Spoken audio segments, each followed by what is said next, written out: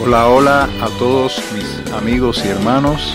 Este es su programa Piénsalo Bien, un programa para meditar y reflexionar respecto a todo lo que creemos y entendemos conforme a las Sagradas Escrituras. Dios me les bendiga mucho.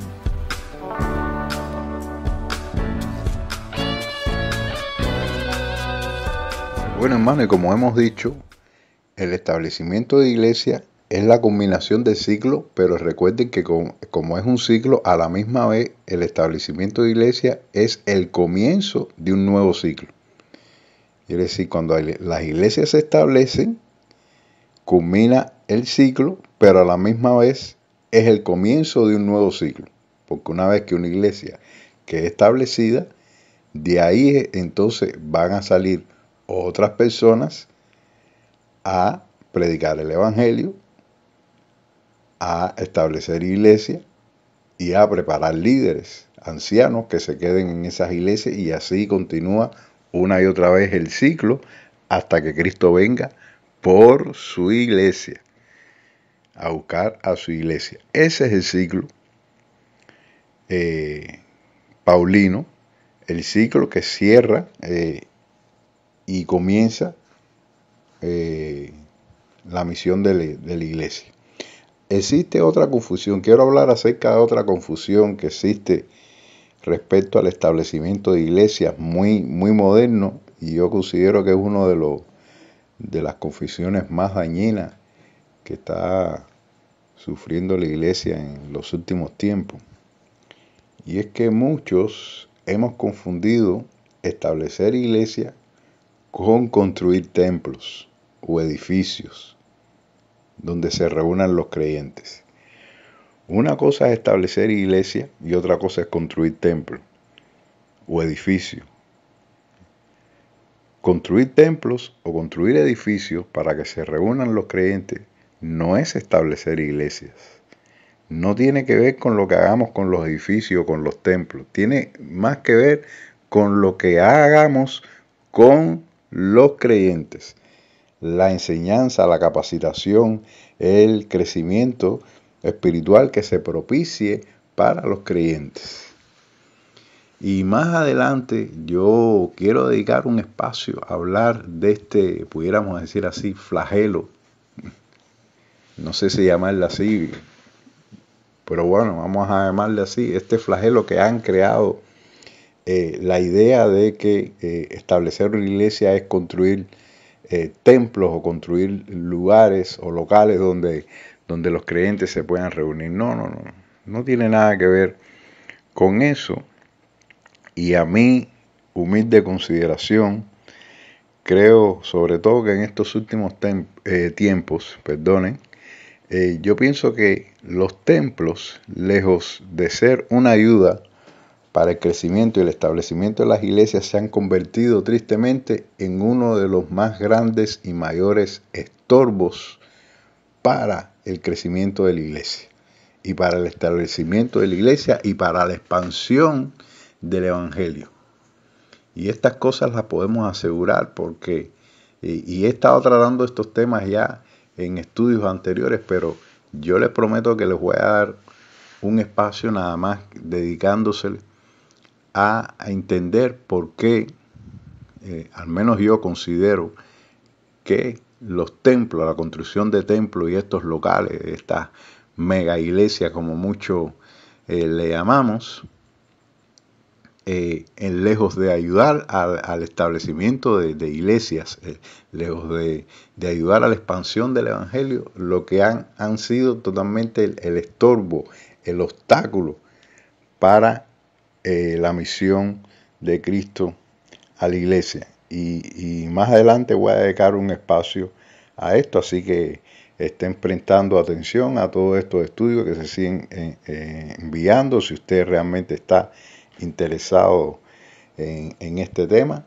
entonces vamos a dedicarle un espacio, porque realmente en este tema hay mucha tela por donde cortar, y ya se lo estoy anunciando ya, al menos lo que yo creo. No tengo nada en contra de los templos, pero sí quiero expresar que de muchas maneras se han convertido en un estorbo, en un obstáculo para el crecimiento y el establecimiento de iglesias. Por ahora, el otro tema que quiero tratar es los peligros de no establecer iglesias. ¿Qué peligros puede haber de cuando creemos que estamos cumpliendo con la misión de Cristo? Incluso llegamos a un lugar, vuelvo y repito, predicamos el Evangelio o hacemos una obra humanitaria como testimonio o como prueba del amor de Dios hacia las personas, pero no establecemos iglesia. ¿Qué peligro pueden haber? Lo primero que ocurre es que el Evangelio no se extiende, solo se concentra. Cuando no se establece en iglesia, el Evangelio o el mensaje del Evangelio se concentra en un lugar,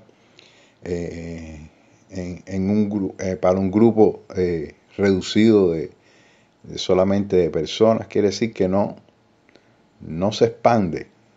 Cuando usted no establece iglesia, y escuche, estamos hablando de iglesias.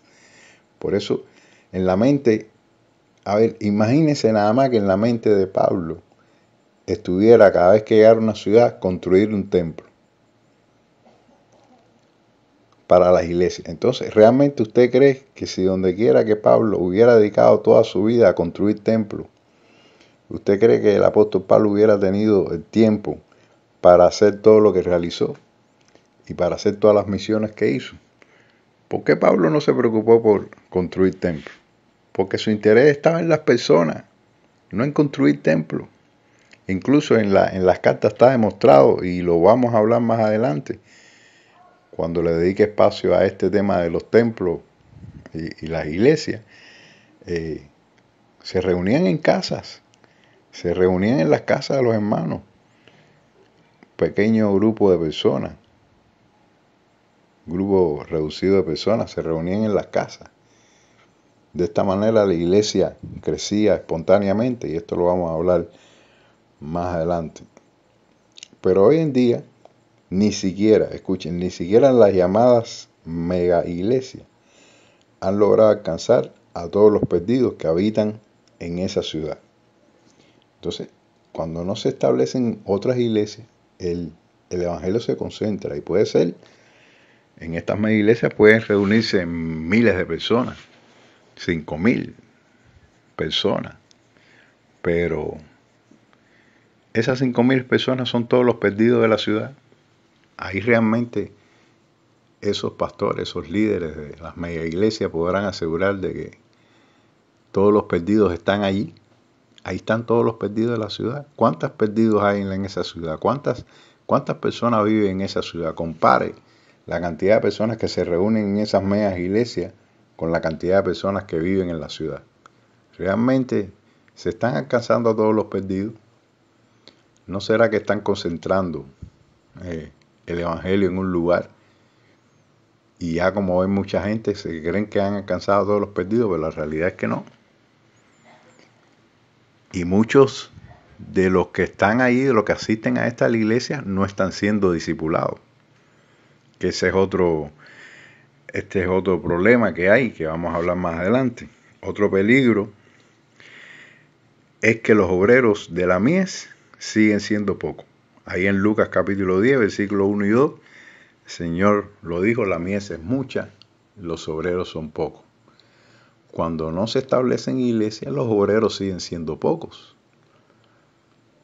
Porque al no haber tantas iglesias, haber pocas iglesias, y las iglesias solamente las que se establecen son las que tienen templos o las que tienen locales para reunirse, entonces son pocos los obreros, son pocos los pastores, son pocos los ministerios.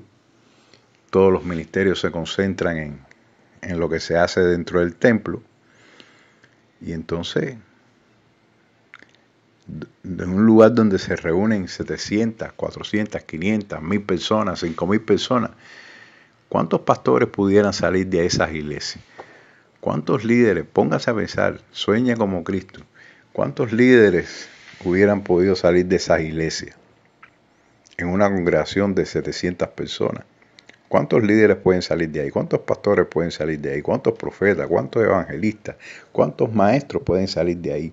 ¿Cuántas personas pueden salir de ahí? Ancianos pueden salir de ahí, establecer otras iglesias en hogares, en otros lugares. Pero no, todos están concentrados ahí en el mismo lugar y por lo tanto los obreros de la mies siguen siendo pocos, habiendo tantos creyentes que se reúnen en un lugar. Los obreros siguen siendo un grupo reducido. El otro peligro es que los dones no se desarrollan en los hermanos y dejamos de ser un pueblo de sacerdotes. A ver, en el Antiguo Testamento sí, el sacerdocio no era para todo el mundo, era solamente para los que pertenecían a la tribu de Leví. Pero ahora el Señor, acá en 1 de Pedro, versículo 2, capítulo 9, nos está diciendo otra cosa. Dice que somos linaje escogido, nación santa, pueblo adquirido de Dios, por Dios. Entonces, somos un pueblo, bajo el nuevo pacto, la iglesia es un pueblo de sacerdotes. Quiere decir que ya no es un solo sacerdote que ministra una vez al año entra al lugar santísimo. No, ya eso se acabó, eso pertenece al antiguo pacto. Ahora bajo el nuevo pacto, todos, absolutamente todos somos ministros de Dios, somos sacerdotes de Dios. Ahí está en 1 de Pedro, capítulo 2, versículo 9, léalo. Usted es nación santa, pueblo adquirido por Dios, para anunciar las virtudes de aquel que nos llamó de las tinieblas a la luz admirable. Entonces no es un privilegio, ya no es un privilegio para algunos pocos, es un privilegio para toda la iglesia. Entonces, la Biblia me enseña, en el Nuevo Testamento me enseña que los dones son para todos. Los dones son para todos. Y en una iglesia, en una congregación donde todos están concentrados en el mismo lugar, entonces los dones los desarrollan unos pocos.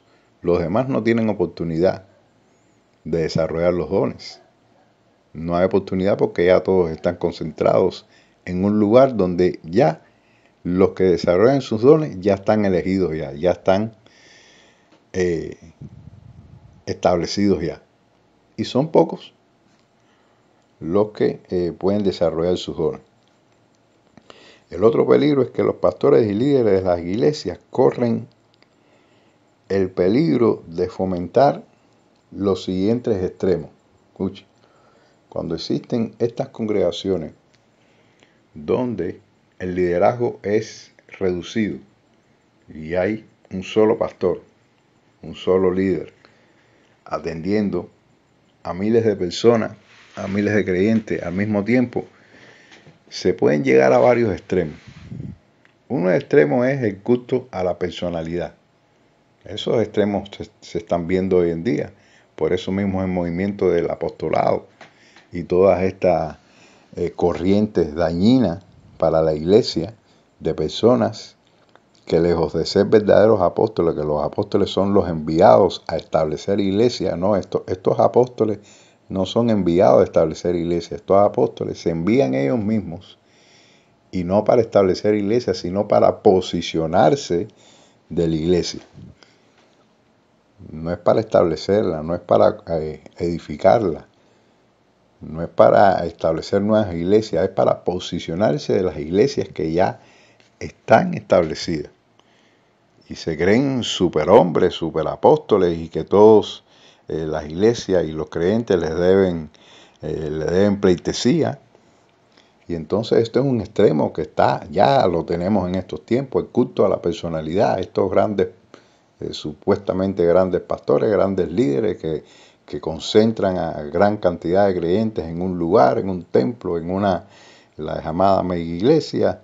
Entonces estas personas corren el peligro de suplantar el lugar de Cristo como cabeza de la iglesia. Por muy humildes que traten de ser, por muy humildes que parezcan ser, realmente, si estos líderes pretenden influenciar a esta gran cantidad de personas y mantener a miles de personas en un mismo lugar, creyendo que así están estableciendo iglesias, entonces no se engañen. Ahí hay culto a la personalidad, porque si el Espíritu Santo nos ha dado dones a todos, ¿por qué entonces creer que una sola persona es la que tiene la unción, la gracia, el poder para atender a miles de personas, cuando esos miles de creyentes también pueden pastorear, también pueden predicar, también pueden evangelizar y también pueden orar por los enfermos y sanar, porque eso es para todos? Somos un pueblo de sacerdotes. Entonces, en los extremos, este extremo es que se suplanta el lugar de Cristo y se le da culto a la persona que está ahí parada detrás del púlpito. El otro extremo es el estrés por la sobrecarga y la responsabilidad. Hay personas algunos de estos líderes han ido al otro extremo. Y ahí tenemos, por ejemplo, ha salido por las redes el ejemplo, por ejemplo, de Jesús Adrián Romero. Este es un hombre, pastor también, además de cantante famoso. Se ha dado la tarea de ser pastor allá en su ciudad, en México, y ha salido por las redes desde que este hombre ha caído en un estrés por sobrecarga de trabajo y contratos y cosas que tiene que hacer, y este hombre ha caído en un estrés tremendo. Porque, hermano, demasiada responsabilidad sobre una sola persona. Usted no es Cristo, usted no puede cargar con el ministerio y con las necesidades espirituales de miles y miles de personas. Nadie puede cargar con eso. Y este hombre, de tantas responsabilidades, de tantas multitudes que constantemente tenía que estarle ministrando y atendiendo, ya llegó un momento, como decimos en buen cubano, que explotó. Ahí lo pueden ver en las redes, por ponerle un ejemplo. Y el otro extremo es el acomodamiento. El acomodamiento. Algunos llegan al extremo, no se estresan.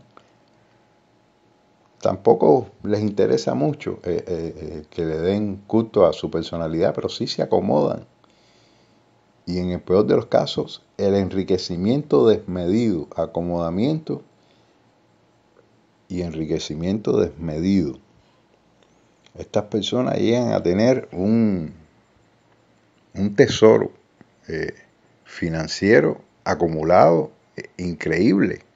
Es increíble las finanzas que logran acumular estos líderes, estos pastores que se vuelven famosos, pero logran concentrar en un solo lugar a miles y miles de creyentes, que por supuesto cada creyente de esto ofrenda, diezma y todas estas cosas. Entonces toda esa finanza o gran parte de esa finanza se concentra en ese solo ungido, entre comillas, o ungida, porque también tristemente también hay hasta mujeres en estos extremos. Y entonces los ungidos y las ungidas reciben gran parte de toda la finanza que entran a estas congregaciones y incluso no le esconden. Muchos de ellos ya se ven con yates, con aviones particulares y cosas así, extremos que muchos, el mundo los mira y se va a preguntar, ¿y realmente estos son representantes de Cristo aquí en la tierra? ¿Realmente esta gente realmente pueden establecer iglesias? ¿Realmente pueden discipular a alguien, estas personas con estas características? Entonces, son extremos que se está llegando en estos últimos tiempos, y precisamente la situación es por tratar de mantener estos grandes lugares concentrados y no tener en cuenta que el discipulado que estableció Cristo es un líder con pocas personas. Él mismo lo estableció así. Entonces, hermanos, aunque se reúnan las multitudes de creyentes en pos de un gran líder, ellas no van a poder ser discipuladas como Cristo ordenó. Y es lo que tenemos que entender. No se trata, fíjense que no se trata solamente de grandes construcciones de templos que vuelvo y les repito, yo voy a dar un espacio, voy a hacer un paréntesis y voy a tratar solamente ese tema. Pero el gran problema de esto es que simplemente la multitud no puede ser discipulada por una sola persona o unas pocas personas. Eso no fue lo que Cristo estableció. Ni siquiera Cristo en su ministerio terrenal pretendió tener tanta influencia y poder sobre las personas. Cristo sí, fue famoso, lo seguía mucha gente, pero todo el que le seguía no era discípulo. Entonces, ¿de cuántos miembros? En una ocasión yo he hecho esta pregunta y yo no sé si es que la gente no se da cuenta, pero he preguntado y le voy a hacer la misma pregunta a usted. ¿De cuántos miembros es la iglesia de Cristo? Del mismo Cristo, aquí en la tierra, en su ministerio terrenal. ¿De cuántos miembros era? De 12 miembros. Si usted fuera a contar la iglesia de Cristo, a quien Cristo realmente discipuló, volcó su vida en ellos, en 12 personas. No quiere decir que las iglesias ahora están obligadas a tener solamente 12 personas. Sí, pueden tener un poquito más, pero el asunto es que sea la cantidad de personas suficiente en una iglesia como para que usted pueda discipularlas. Porque no me diga que usted a 100 personas va a poder cumplir con lo que Pablo le ordenó a Timoteo. Esto encarga a hombres fieles que sean idóneos para enseñar también a otros.